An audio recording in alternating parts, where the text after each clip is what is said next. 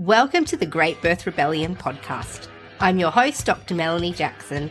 I'm a clinical and research midwife with my PhD, and each episode I cast a critical eye over current maternity care practice by grappling with research and historical knowledge to help you get the best out of your pregnancy, birth, and postpartum journey. Welcome to today's episode of the Great Birth Rebellion podcast. I'm your host, Dr. Melanie Jackson, and this is part 2. So part 1 of this episode is in the previous episode, and the last episode is definitely a prerequisite for this one, so you know what the heck I'm talking about. But today I'm continuing my conversation about the first 2 weeks postpartum and the things that I recommend to my clients for how they can most healthfully adjust to becoming a mother, particularly in those first 2 weeks after birth. We've already spoken about a whole raft of things. Mostly we're stuck in the first 2 days as well. So today is the conclusion to that conversation about the first 2 weeks postpartum. And this is all based on the experiences that I've had with my own clients over the last 18 years. So I care for women as a midwife in the pregnancy, birth, and postpartum all the way up to 6 weeks. So I have an intimate look into what happens for women in those first few weeks post-birth. And that's what we're talking about today, getting you through those two in the most healthful way possible so that you and your baby can thrive. So have a listen to last week if you haven't already. This is part 2. And this episode is sponsored by my dear friend and birth prep extraordinaire, Poppy Child from Pop That Mama. She's a doula and hypnobirthing practitioner, and her online hypnobirthing course called The Birth Box has already helped thousands of women get ready for labor. Listen to this recent review of The Birth Box. The woman says, "I'm a first-time mum and I gave birth to my beautiful baby boy yesterday. I've been listening to The Birth Box on repeat for the past few months, including the day in which I went into labor. And I had the most empowering birth experience, and I can honestly say that listening to The Birth Box was a huge part of this success. Reframing the pain that you experience during labor can be a purposeful pain instead of a harmful pain, and that really helped me to know that. And just being able to surrender to the wild ride that birth is and let my body take over was the most incredible thing." And this is coming from a pelvic floor physiotherapist based here in Australia. She says, "I will recommend it to all my patients." And you know me, I'm so picky about what I will endorse, but I do get behind the work that Poppy is doing. And in The Birth Box, you'll learn tools to help you manage pain and how to stay steady when labor gets intense. It's all about giving you knowledge, confidence, and a mindset that actually works when the big day comes and for the big days that will follow. Birth Box is rated 5 stars across the board, and with my code, Melanie, you'll get 25% off. So if you're preparing for birth, go to the checkout. You'll be so glad you did. The link is in the show notes. Use the code Melanie to get your 25% off. And we're going to kick off exactly where I ended and give you some more strategies for how to work through the first 2 weeks. So my next point for you, we finished off talking about your very first wee and poo last week. Now I want to give you a few more other practical tips for how to adapt. So my next suggestion is that you adopt a system that makes it so everything you need is within hand's reach, arm's reach, whatever you want to say, within arm's reach. So in the bathroom next to the toilet, put pads right next to the toilet, top up your perineal spray bottle, make sure there's lots of rolls of paper that when you need to wee or poo or do anything in the shower, when you go there, everything that you need is right there. And it might be that you need to top it up, and I hope it's not. I hope there's people around you who are capable of making sure that these things happen.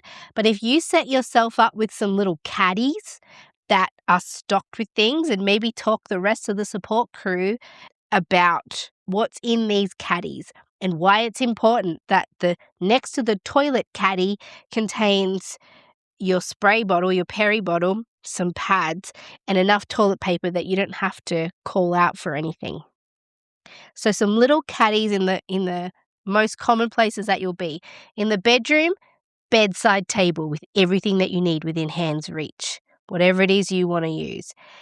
If you're breastfeeding and you have a specific spot that you're feeding, maybe you've got a feeding chair or whatever, again, side table, everything that you need. And you might choose to have a mobile caddy that has everything that you need, or have little stations set up around the house.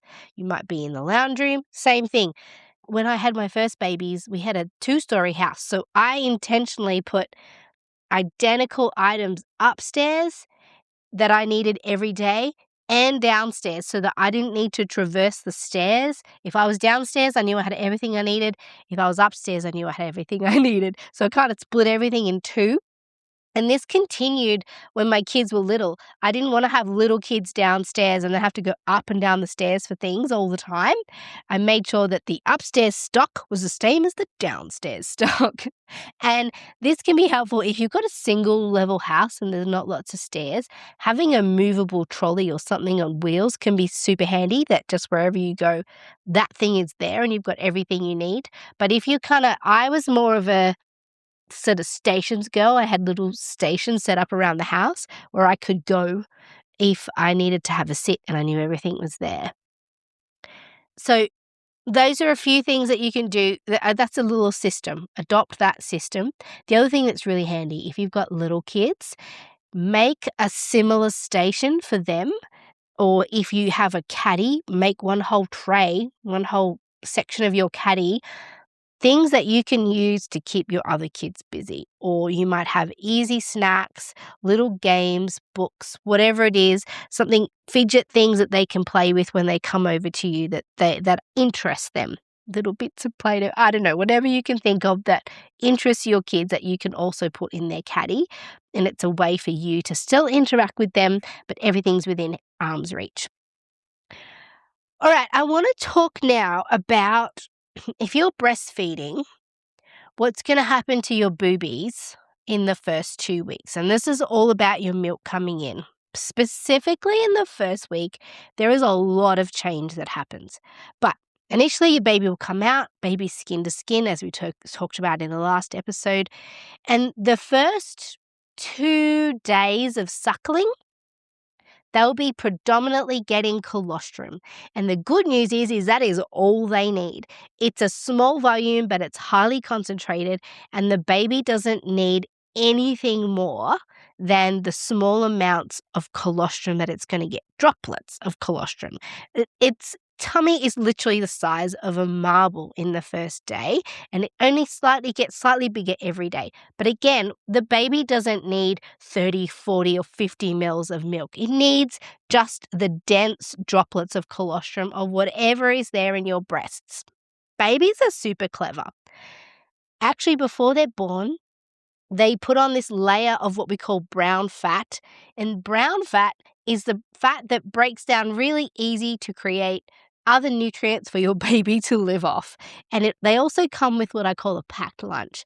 Enough fluids, enough energy and brown fat to survive the few days that it's going to take for your milk to come in. And for that reason, it's actually completely normal and expected that your baby would lose up to 10% of its birth weight because it's using that extra body weight that it put on. It's using the pack lunch that it brought out from the uterus into life to survive those first few days while the baby's waiting for your milk to come in. So please hear me. Your colostrum is adequate and ideal in terms of volume and the density and the nutrition. It's everything your baby needs. You don't need to add anything else. Your baby, around day 2 or day 3, may appear to be ravenously hungry. And it may be ravenously hungry, but that is important because what the baby's going to do is spend, maybe it'll feel like 12 hours almost non-stop feeding. And women talk about this. It's around day 2. It can be different, 2 or 3. And the baby is ravenously hungry because it's running out of its packed lunch. And it's saying to you, time to bring the milk in, Mum. I need more volume. I'm starting to get hungry. I'm running out of my lunchbox. So the baby will feed and feed and feed and feed off this breast and that breast and this breast and that breast. And that is sending strong messages to your body of like, it is time to make the milk. So that part of your milk coming is important. Something that women can be tempted to do on these days where the baby feels like it's constantly feeding is they think either their milk supply is insufficient and they worry that their baby's hungry and they desperately want to feed the baby. Okay, it makes total sense that you want your baby to be full and satisfied. The thing is the baby needs to be a little bit agitated because the baby is telling your body that it's time to make milk. So if you do something like give the baby a top-up of formula if you weren't planning on formula feeding and giving the baby a top-up and the baby's full and satisfied and falls asleep, you've just gone ahead and impacted on the messaging that your baby was sending to your body about milk production. So you can start to interrupt how much milk your body's going to make and how quickly because you went ahead and satisfied the baby. Now, this is, again, generally speaking, if your baby's well, it's okay. They will ride through this. There will be a night where they just feed ravenously or a day where you think, gosh, the baby's just constantly feeding. Then what will happen is you'll wake up after a nap one day and your boobs will be full of milk. They will have received the message. Your baby's going to have a big, huge feed and fall asleep. And then you're going to spend the next 12 hours looking at your baby, wishing that it would wake up more because your boobs are so full of milk. So it goes from like famine to feast. And that is the process of your milk coming in. So this is what you can expect in the first, let's be generous and say first 1 to 4 days. Your milk could come in. If you've had babies before, your milk is likely to come in sooner because your body is aware of what needs to happen. But if you haven't, it could be day 3, day 4. If you've had a cesarean, sometimes it can be even longer than that. So just be aware, though, that there is a process. The big story here is that you'll start with colostrum and that is plenty. Your baby will start to get hungry and it'll feed ravenously and frequently, but that is purposeful and important because that's the cue to your body to start making milk. And then all of a sudden your milk will come in. It could be quite the dramatic event where you wake up after a nap and your boobs are literally full. They will feel hard. They could feel painful and sore to touch. That's normal. You're going to start with oversupply, and then over the next 3 to 4, 5, 6 weeks, your body will settle down. But it'll always start off in oversupply, where you feel like your boobs are full and rocky and firm. That's not mastitis, and it's not a problem. It's just that's the sensation of your milk coming in. That will be full of milk. And then you might get letdowns and wet bras, and you'll have to manage the dripping out of your milk. Sometimes you'll get a letdown when you just look at your beautiful little baby, or the baby starts crying, or you see a photo and then all of a sudden milk just starts pouring out. This can be the early experience of your milk coming in. What I also want to tell you about is around day 3. I call this the crying day. About day 3 is the crying day. The hormones of your birth are starting to wear off, and there's this big hormonal shift that accompanies your milk coming in. It's been a few days of very little sleep because you're looking after your baby, especially if it's your first. There's quite the mental load of even understanding if you're even doing it right. And everything's starting to land. Maybe your bum hurts, maybe your tailbone hurts, maybe your baby has spent that whole night ravenously feeding, and then you've just had enough. Your tolerance is gone, and you just feel like crying. Can I just tell you, this is completely normal, really associated with the milk coming in, that transition of the milk coming in. I call it the crying day because typically when I arrive on day 3, all women call me crying. They can't understand it. They're intolerant of everything. Everything sets them off. They just feel like crying. this is normal. It's completely okay. Some people have given it names, but I just call it the crying day. It's completely normal. The other thing it can correlate with is the first few days, people ask visitors not to come. Maybe they need a little rest. Then day 3, they think maybe I could have some visitors, but they're not ready for visitors yet. Day 3, crying day. Can I suggest you do not plan anything for around day 3 or 4 postpartum? Because one of those days could be your crying day. And the people around you need to know that the best thing they can do for you is just make sure that you have food, water, nourishment, support, that they're looking after everything else around you, because you're going to need to have a nice big cry. It can be quite cathartic, but any of the tiniest little thing can set you off. And here was what set me off. Day 3, crying day. I specifically had a craving for, and I really don't have cravings for this usually, specifically had a craving for a tuna, mayonnaise, and shallot sandwich. I said to my husband, I want a sandwich, and I want mayo and tuna and shallots. Right. He went ahead, did the thing. He's a great husband, knows exactly how to care for me. Brought me the sandwich, and I looked at it, and I burst into tears. And he said, "What's the matter?" And I said to him, I just imagined it would be different. In my head, I thought it would have more mayonnaise. I had imagined this sandwich, and what he bought me did not exactly match the picture of the sandwich I had in my head.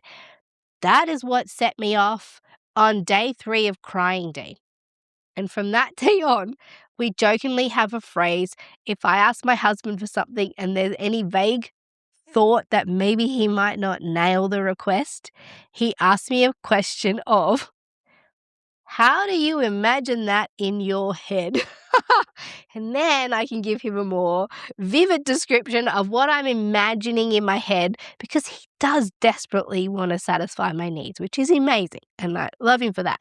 But, this is the question. How does that look in your head? And it stems all the way back to 13 years ago on the crying day, when I was delivered a sandwich that did not match the expectation in my head. And that's what set me off. But please know, there is a crying day somewhere around the time where your milk comes in or just before, and everyone around you needs to be aware that you're okay. This is normal. It's just kind of everything's come to a head. Your tolerances are gone. Your hormones are shifting. Your milk's coming in, and you're reaching a peak tiredness possibly. It may not happen to you. Sometimes I explain this to women and they go, "Mel, I didn't get the crying day."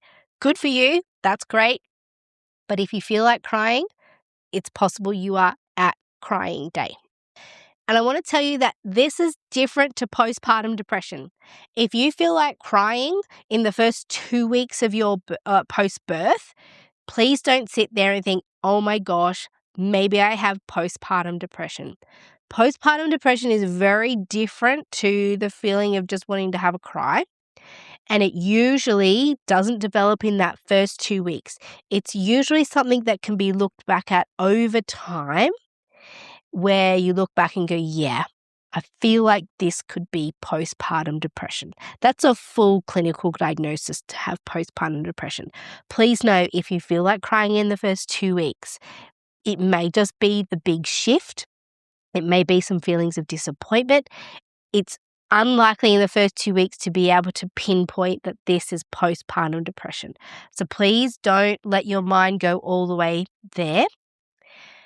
The other thing that you should be aware of, though, and this is incredibly rare, but it's something that's, if there's a big emotional shift that's happening, this more likely happens in the first 2 weeks. It's an early acute circumstance. And there's a rare condition called postpartum psychosis. It happens in around 1 in 1,000 women. That's how rare it is. And there's usually risk factors. It's a severe psychiatric emergency, and it usually develops within the first 2 weeks after childbirth. As I said, about 1 in 1,000 women will experience postpartum psychosis.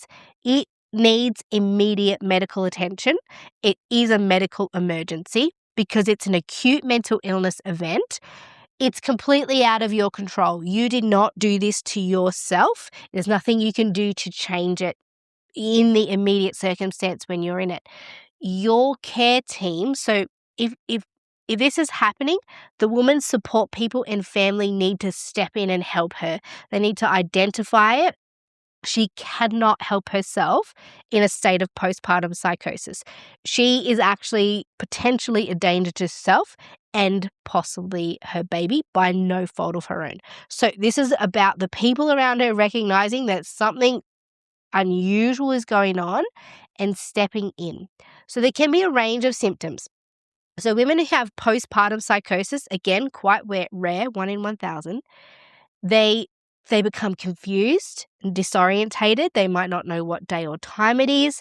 They can't concentrate. They feel foggy. They can't function. They feel overloaded.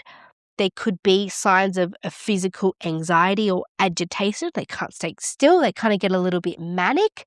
Their mood is all variable, all over the place. They might range from manic to irritable, depressed, insomnia. They might not feel like they want to sleep, and they actually could go days without sleeping, like a manic episode.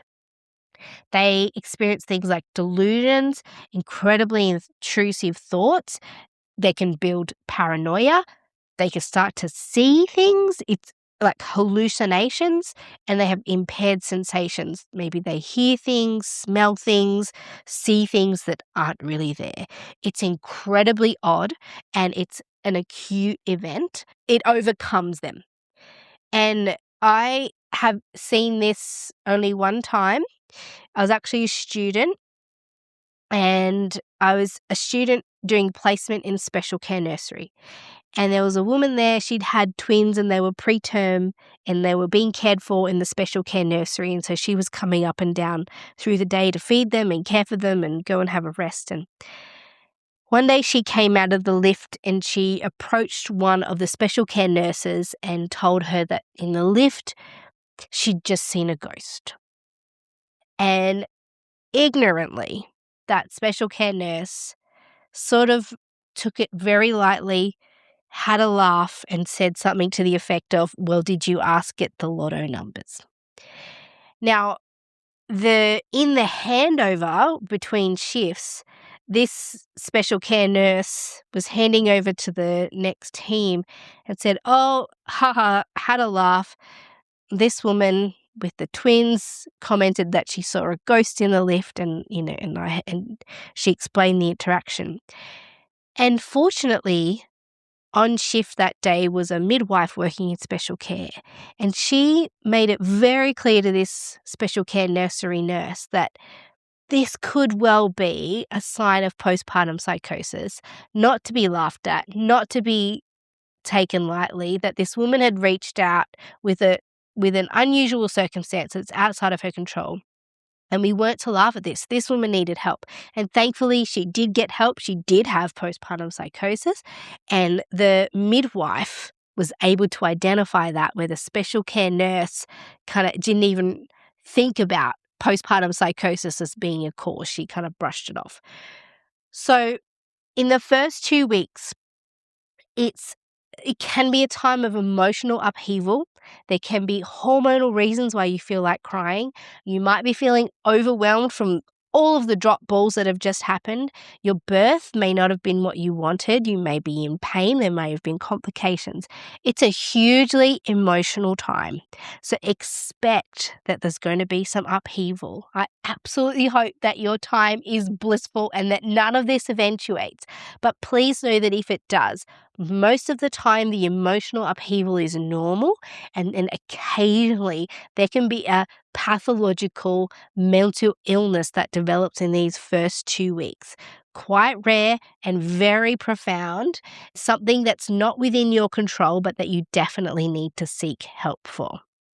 But that's what I want to say for now in this very shallow way about postpartum depression, postpartum psychosis, and the expectation of the day 3 to 5 crying day as your milk comes in. And postpartum depression is a whole big area to discuss. I can't fully discuss it today, but it's unlikely that the first 2 weeks are going to be a time of diagnosis for postpartum depression, if that's what your concern might be happening. Now, let's talk about safe sleeping in the first 2 weeks with your baby. This is a topic for a whole podcast episode, but there are a few options when we think about safe sleeping with your baby. And in this time where you're getting feeding sorted out and you're trying to get enough sleep, learn about your new baby and develop the skills for parenting, the recommendations are that the baby sleep in your room. So the baby is within eyesight of you when sleeping. This can be in a cot, in a bassinet, in a side sleeper, in a co-sleeper, or you can have strategies to safely co-sleep with your baby in the bed. Whatever it is you choose to do, the important part about safe sleeping is that you're prepared and that everybody else is aware of the sleeping arrangements. These are the safest sleep strategies you can have. What you don't want to do is plan to have your baby in a bassinet outside of the bed and then, due to circumstances, change your mind and bring the baby into the bed without adequate planning or letting your partner know that the baby's in the bed, for example. The other thing is that it's important that when sleeping, every sleep is planned. So if you're planning on sleeping your baby in the cot is ready, or the bassinet is ready, the co-sleeper is ready, or the family bed is ready. The important thing is to not do things like, out of tiredness, sleep the baby on a couch or with you in a chair in your arms. The accidents that can happen with sleeping are usually in times where the parent has put the baby to sleep somewhere where it wouldn't normally sleep, where it wasn't the plan to sleep there, or where a tired parent would do something like fall asleep with the baby on a chair or a couch. So again, I won't go into full details about all of the stats and the safety or not safety of various sleeping locations. The most important thing is that whatever you plan to do, that you're prepared and that everybody is aware so that you can create safe sleeping places and prevent sleeping accidents. Right, next thing, I need you to know that every day in the first 2 weeks post-birth is going to be different to the last. Anything that was horrible the day before probably won't be horrible the next day, or there's going to be a change in that circumstance. It's amazing how fast things change day to day in the first 2 weeks. I wish I could explain it to you, but it's the things that can change in 24 hours post-birth are exceptional. So just know that whatever's happening now won't last, including the amazing, gorgeous things. They all are fleeting in the first 2 weeks. Now, I actually hate the phrase, "this too shall pass." I remember being early postpartum and so many people were like, "this too shall pass." And I just wanted to punch them in the throat because the phrase was like, it just diminished the experience I was having.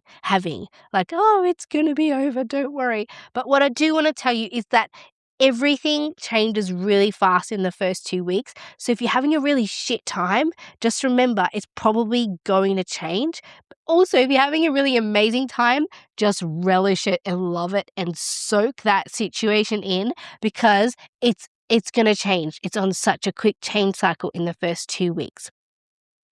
Honestly, though, the first 2 weeks, we are all just winging it, trying to work out what to do, trying to learn who our baby is, trying to care for our basic needs. We're all just trying and experimenting every day, and it will change from day to day. So you've kind of got to have some relaxation and acceptance around the events that are just happening and kind of surrender to it without trying too hard to get everything to comply with exactly how you want it all to be, because that's going to make it harder for you. What I do suggest, though, in this time of turmoil in the first 2 weeks, and oh gosh, I even want to punch myself in the throat saying this, make some time for you. Okay, it doesn't have to be much. Even if you think about, today I'm going to take 20 minutes. Okay, hopefully it happens for you. It might not happen. Think about what am I going to do in the 20 minutes that I have that I'm putting aside just for me? I'll tell you the 3 things that I found most nourishing for me personally, and they could be completely different for you. But if you write down 3 things that would be super nourishing to you in the postpartum days, that might only take 20 minutes. All right. I love to have a cup of tea on my own. That's always been part of my self-care in the morning. Just a hot drink on my own in some silence, or, often these days it's with my husband. But back when I had little kids, it was on my own. So same thing happened when I was postpartum. If I thought, it's going to take 20 minutes, you can set a timer if you need to and let everybody know I'm just having 20 minutes. You sort yourselves out for 20 minutes.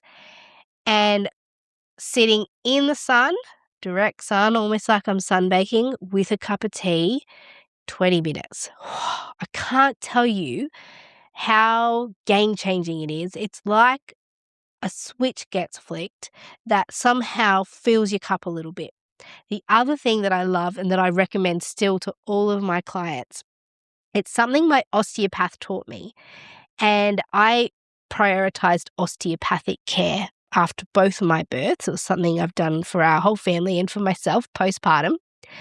But she said, if you can't get here and if you feel like your body's just really sore and you need to readjust yourself, lie down on the floor, maybe on some carpet or something, or put down something flat and soft on the ground. Lay down completely flat, close your eyes, and just feel your body sinking into the ground, and consciously just soften your muscles from your forehead, all the way from your forehead, cheeks, jaw, throat, tongue, everything, shoulders, belly, hands, arms, but unclench everything. Let your feet go floppy, let your legs go soft, and lay there for 20 minutes in silence with nothing on you, no baby on you, no children around you, as quiet as you can. Or maybe you might need to put some music in your earpods if your household's a bit busier. But it can feel like a 1-hour massage just to lay flat postpartum. Again, it's so simple, but take the time to do something. Or you might just want to have a 20-minute shower and just completely zone out in the shower. I'm just saying you probably won't, if you don't prioritize it, you probably won't get time for yourself. So you have to just allocate it and be disciplined in taking it. All right. And the last 2 things I want to talk about for you, mama, well, 3 really, is managing postpartum visitors. I feel like I do a whole episode on this. But only invite people into your home if they are going to bring you something. If they're coming to just see the baby, they are taking from you. They're taking your rest time. They're taking your energy, because if they weren't there, you'd be doing something else. They're possibly going to give your baby some kind of illness if they come with a cold or something like that. If they're just coming to see the baby, they are coming to take something for themselves, and it's not a nourishing visit. So if you are inviting postpartum visitors, it's important that they are there to serve your purposes. Okay, so they're coming, insist that they bring something. If they say, oh, I'll come at 1:00, great. Can you also bring lunch for us all? Set an expectation. For me, if we were having postpartum visitors, I would do things like really set a clear boundary. Yes, that's great. Come at 2:30, but my midwife is coming at 3. So when she gets there, I'll have to get you to leave. So they have this really clear expectation that you're welcome to visit for half an hour. Honestly, you will not be interested in having people for longer than that unless they're there specifically to serve a purpose, like tidy the house and do laundry and look after your other children and whatever it is you need to do. And if you don't feel comfortable with them being in your house while you're in your pajamas, they're not the people who should be visiting you in the first 2 weeks. You want to only have people in your house that you don't have to get ready for, who you don't have to serve a cup of tea, who will actually come and serve you a cup of tea, and that when they leave, you feel more cared for and more nourished than you did before they got there. If your visitors come and you feel drained afterwards, they weren't the right postpartum visitors. So select them carefully and set a standard for what you expect. Tell them how long they could stay, tell them what time, tell them what to bring, and when they come, say, "I'm so glad you're here. The dishwasher needs packing." And give them jobs to do. Although if they're great postpartum visitors, they already know to bring a meal, they already know to tidy up, and they already know to look after your other children. So that's what I'll say about managing postpartum visitors is you set the expectation and ensure that they're a nourishing visitor and not somebody that will take and drain from you. The next thing I'm going to say is, okay, rest. This is like the most cliche thing you could ever say to a woman. You need to rest. It is absolutely true, but that doesn't mean you have to be in bed, sleeping, isolated, and like stuck in a room with your baby all week, locked in bed. Like for me, I went absolutely bonkers resting in inverted commas in bed because then I could hear my husband and my other children downstairs or my other child downstairs having a great time, and all I thought was, I want to be down there. And it wasn't until I gave myself permission to go and actually sit on the couch with my new baby and actually be part of the family's events that day that I actually started to enjoy my postpartum more. So don't be so fixated on an ideology that says you have to rest in bed. You do have to rest. You shouldn't be sitting up at chairs and tables but partaking in the usual life of your family.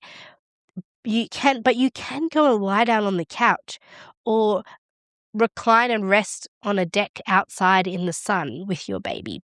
That is all rest and nourishment. You don't have to be locked in a room, stuck on a bed, unless you want to. Some women love that. But whatever feels restful to you, do that. And rest is just not pushing yourself to do things that you can't do or that you don't want to do. Just listen to your body. If your body's saying, "Oh, I desperately want to go downstairs," go downstairs. You're the boss of your postpartum as well. But just don't feel forced back into life sooner than you're ready. Because this part of your life, when all the balls drop analogy that I spoke about in the last episode, again, if you haven't listened to the last episode, you've got to go back there. But when all the balls drop for you and your life changes and your identity changes, society expects that you have not got your shit together. They know she's just had a baby and they don't have any expectations on you. I would milk that as long as you can.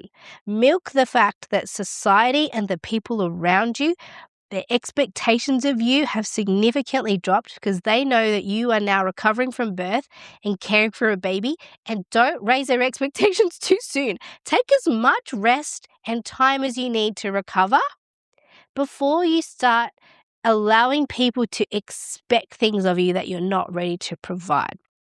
And that's kind of part of, although, people expect women to somehow get back, you can draw out that time as long as you want. I'm not ready to get back into real life yet. I'm happy in my baby bubble, and just stay there as long as you need. That's also rest and take it. Don't get into life too soon, because the minute you re-enter society, they have an expectation that you're back. Whereas the longer you take it out, the longer you get to enjoy that postpartum bubble and rest. All right, I'm going to finish this mama section just talking about some uncomfortable but normal things. All right, postpartum sweating. Oh my gosh, it usually comes with breastfeeding and the hormones that come with that, but don't be surprised if you sweat at night. You are likely to feel touched out. You may have some fleeting, intrusive thoughts. Again, fleeting is the word. And when I say intrusive, it's not like that you want to hurt people or your baby. It's like intrusive of like worried that something's going to happen to your baby. for example, or like you can think of worst case scenarios and things like that, that just fleeting thoughts that come in. This is a really common thing for women. We just desperately love and want to protect our children. And sometimes we have this response of letting our mind go too far down the possible scenario avenue. So occasional intrusive thoughts, not uncommon. If you feel as though you want to hurt yourself or your baby, that's completely different. You could be sinking more into a postpartum psychosis type situation. The sore tailbone I spoke about is another uncomfortable but normal thing. Sore shoulders from holding your baby and sitting in the weirdest positions to feed it. Extreme tiredness. Don't underestimate the impact of extreme tiredness. It's a rare form of torture, and getting little pockets of sleep, power naps, is going to be your saving grace in this time. You will likely lose patience and tolerance. And these are some really normal but uncomfortable things that happen postpartum. And can I say, though, a lot of those things can be mitigated by having good support and a village around you. All right. That's what I want to say about your experience postpartum in the first 1 to 2 weeks. And now I'm going to give just a short introduction to your baby in the first 1 to 2 weeks. Now, newborn babies, as tiring as they can be, have relatively few needs. You can almost tick off in one hand if you've given your baby what they need. So they do need comfort and cuddles and closeness, like to feel that nurturing. They need sleep, just whenever they want, whenever they get tired. They need feeding. They need warmth and shelter. And they need clean nappies and clothes and gentleness around them. They need to feel safe and have their basic needs met, but very few needs for a newborn baby. And in the first few days, as I said, they're born. They'll have a suckle early in after the birth, usually a lengthy sleep as they adjust from the birth, and then they'll be up. They'll want to eat from either a bottle or your breast, around 9 to 16 feeds in a 24-hour period. And we talk about on-demand feeding. If your baby's showing feeding cues and wants to eat, pop it on the boob or prepare a bottle. The thing with early babies in that 1 to 2 weeks after birth, typically, if they're asleep, they're tired, they're sleeping. If they're awake, they're ready for a feed. It's usually they wake for feeds in the first 2 weeks, but you can expect them to have up to 9 to 16 feeds of shorter or longer periods, smaller or larger volumes of milk. They don't have to have this scheduled feeding. They don't feed 3 hourly. That's not a normal physiological baby thing that they do. And they don't need the same volume every single feed. Especially breastfed babies will have shorter feeds, longer feeds, more, less milk. This is all very normal. So expect that from feeding. I already spoke about day 2 or 3, they start to get very ravenous. You'll have that really excessive feeding day before your milk comes in. On day 1, they will wee once. Day 2, they will wee twice. Day 3, they will wee 3 times, and then so on until their nappies are soaked. That is the wee expectation. And I will tell you, the first few days, the wee should be pretty diluted. As we get to this ravenous feeding phase, around day 2 or 3, where they're running out of their packed lunch and they're trying to tell your body to make more milk, their urine could become a little more concentrated. And there's this phenomena. It should only happen once if they're well and healthy and if your milk comes in.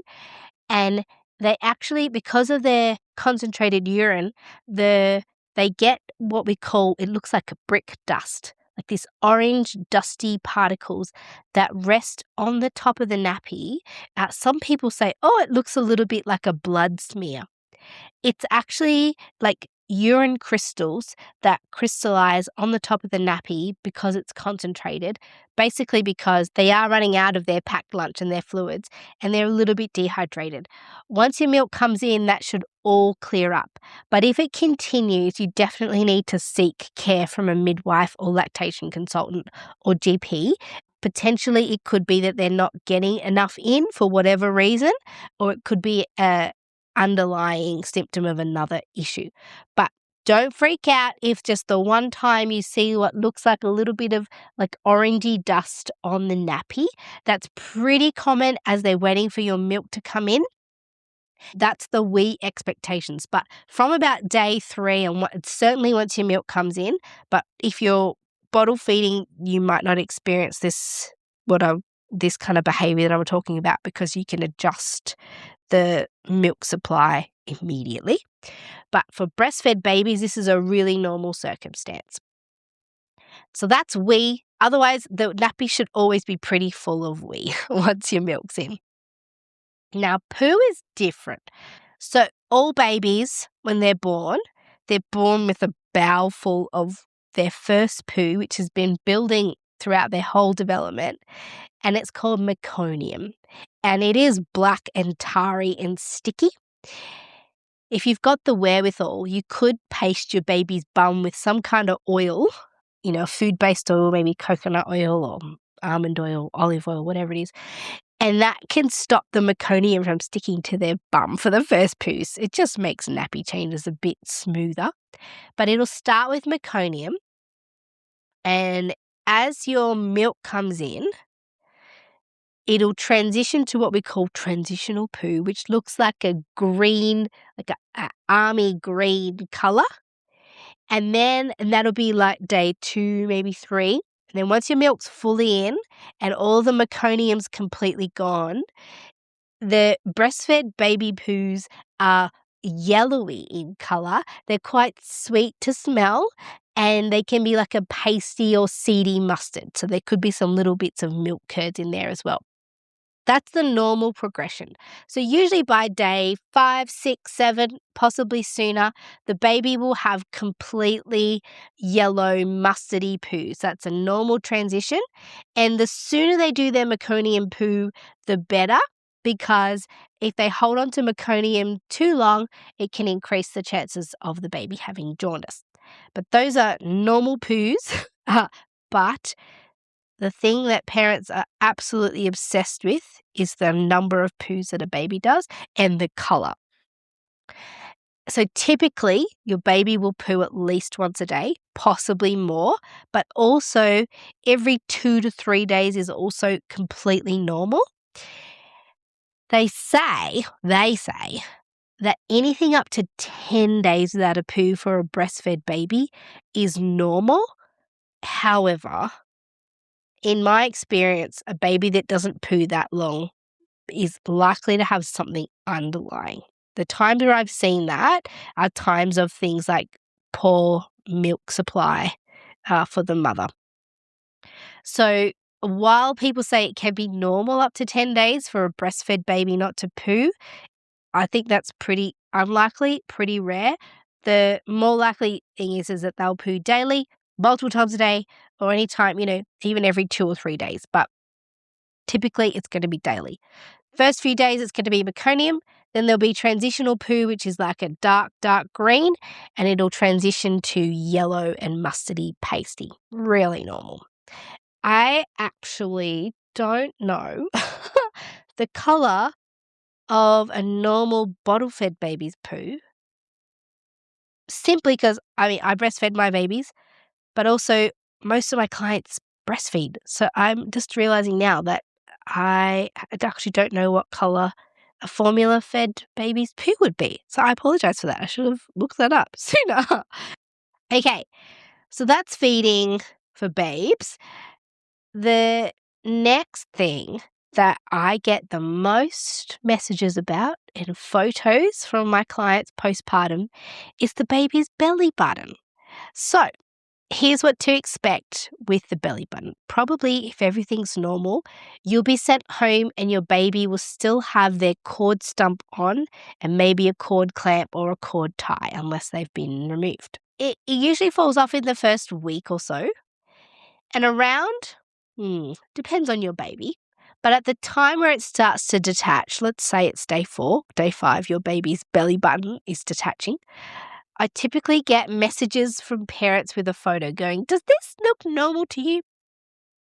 What it will look like, what the belly button will look like as it's starting to detach, is if you were to look in, and I don't encourage you to open the belly button up and really get curious about the inside, but it almost looks like inside the stump where the cord is attached, it kind of starts to look pussy and goopy and sloppy. What that is that's the skin underneath granulating and healing, actually, because it's getting ready to push that old cord off. But on the inside, it starts to almost look a little bit like it's pussy and goopy. And it can be associated with a different smell at the time where it's starting to detach. And parents sometimes have trouble. They think maybe that's an infection or there's something wrong. And so they want to know, is this normal? So the way we just differentiate between an infected belly button, because that is possible, babies can get umbilical infections.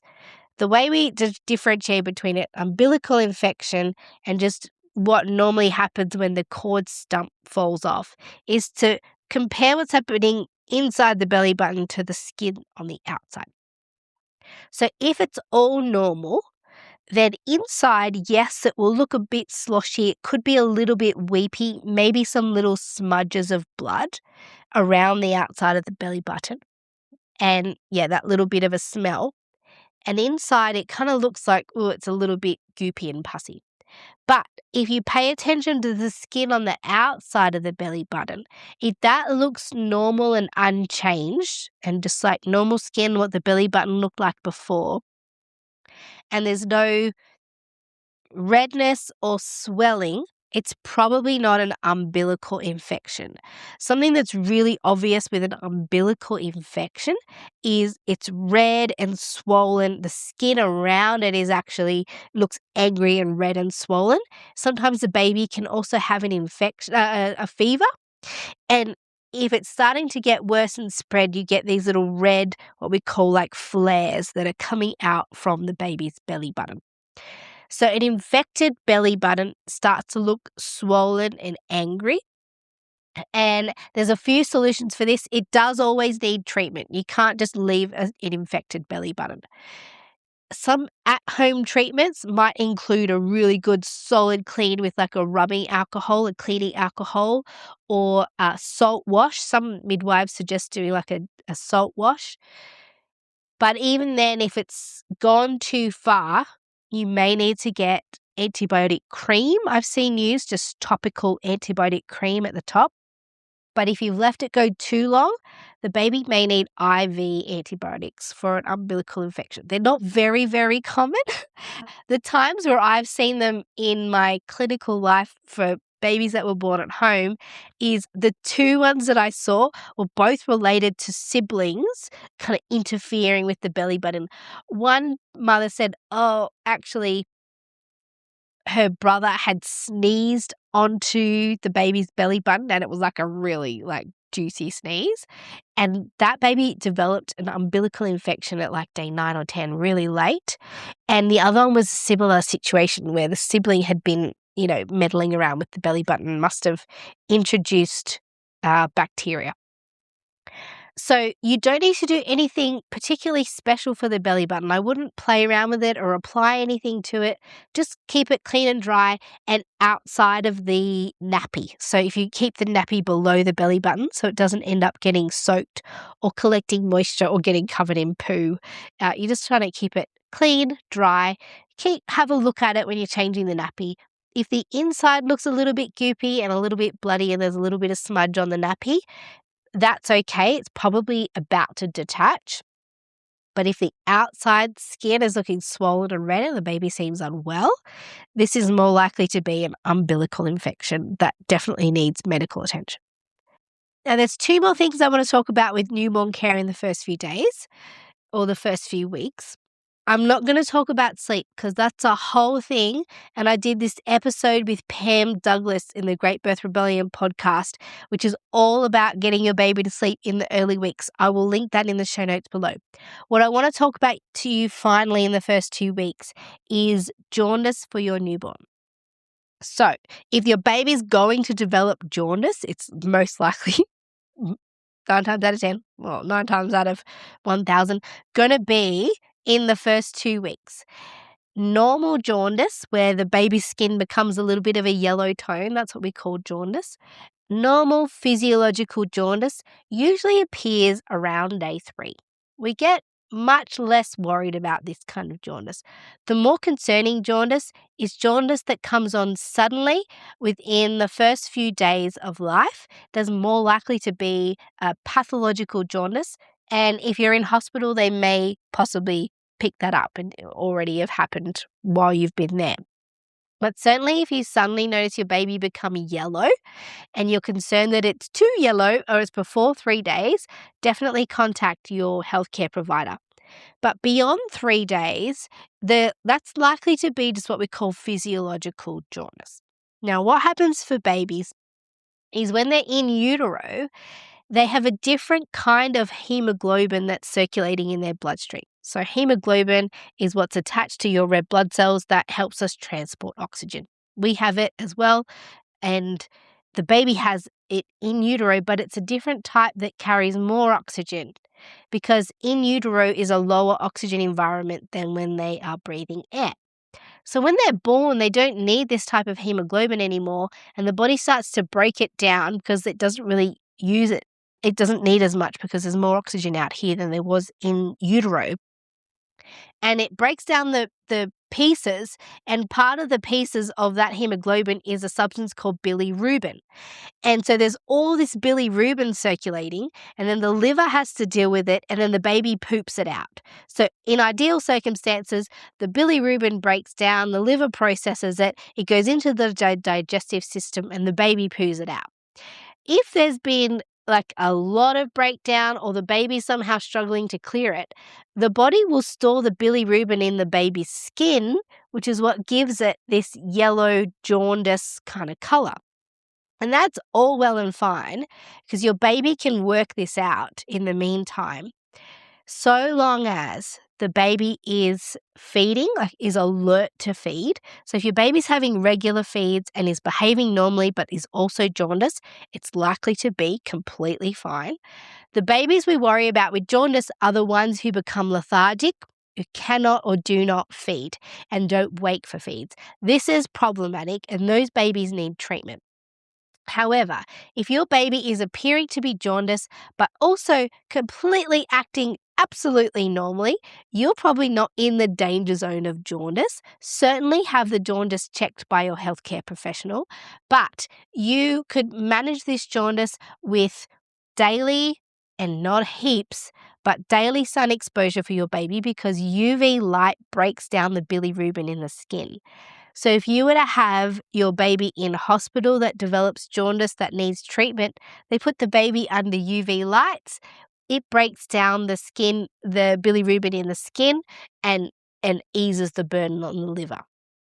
However, if you're at home, your baby is feeding well, you've got adequate milk supply, you don't have feeding issues, your baby's waking and rousable and behaving normally but just a bit yellow, then it's okay to put the baby in the sun for a few minutes each side, put the baby like a pancake, get the baby have direct sun exposure on its body once a day and keep feeding, and the jaundice will probably clear. The times where you need to be worried about jaundice is where your baby's behavior is starting to be affected and where it's prior to 3 days.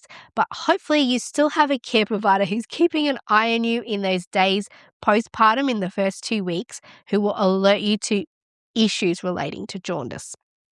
But expect that, yes, your baby might get jaundice and more likely to do so if you've had an induction.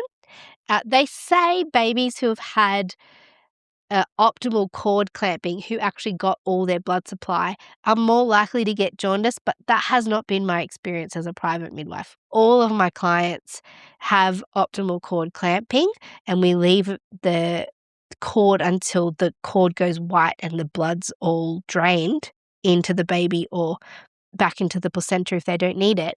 And I've had very few circumstances where we've had to act on pathological jaundice. So anyway, that's just my experience with that.